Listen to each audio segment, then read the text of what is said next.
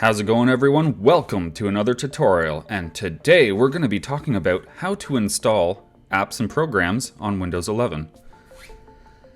Now, the way you would generally do it in Windows 10, and it's also available in Windows 11, is you'd go to the Start menu, left click it, and type App.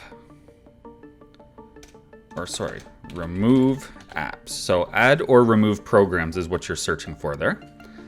So make sure to click on that. And then it will look different in Windows 10, but here's where you have all your programs, and you can just basically hit the three dots and uninstall. I'm going to show you the way I like to do it in Windows 11. So I'm going to right click on the Start menu.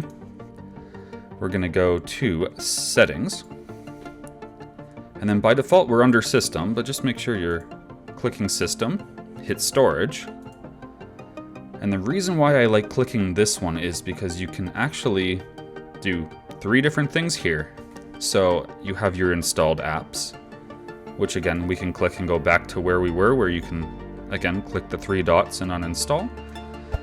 But another thing you can do is clear your temporary files or other folders that it can't recognize if it's an app or if it's useful.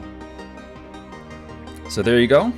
Super easy. Just make sure to uninstall programs you don't use, and your computer will stay nice and fresh. Make sure to like, comment, and subscribe. Stay tuned for the next tutorial.